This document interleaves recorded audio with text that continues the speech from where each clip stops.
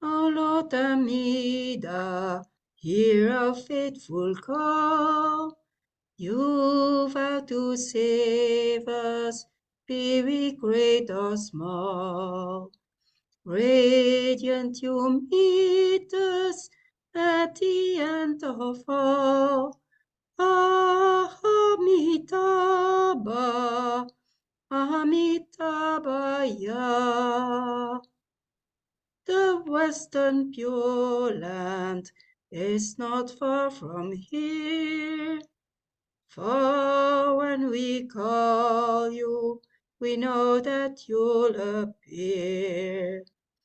All our delusion suddenly to clear. Amitabha, Amitabhaya. Lokeshvaraja still cares for us now. Through the compassion of your boundless vow, our hearts turn westward, and to you we bow. Amitabha, Amitabhaya. Your sunbeams wake us in the early dawn. Fresh dewdrops glisten through the mist of morn. We bow before you, paradise reborn. Amitabha, Amitabhaya. Glorious we greet you in the evening light, turning to gold the world before our sight, transforming darkness by the Dharma's might. Amitabha, Amitabha.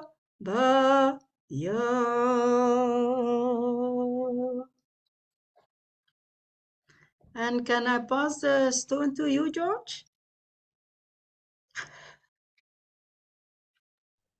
Thank you. Okay, this will be very brief. I tend to sing Namo Amida Bu to the opening tune from Brother, Sun, Sister Moon, and I often sing Cosmo Amida Bu. So it would go like this. Namo Amida Bu. Namo Amida, Mida, Mida Bu. Cosmo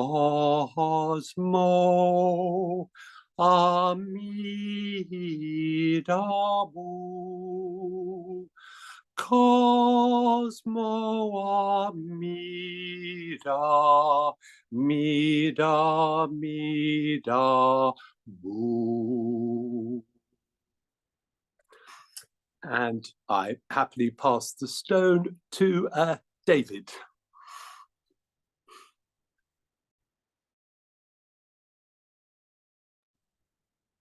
Thank you, George. Namo Amida Bu. Amitabha, Amitabha, Amitabha, Amitabha, Amitabha, Amitabha, Amitabha, Amitabha, Amitabha, Amitabha, Amitabha, Amitabha,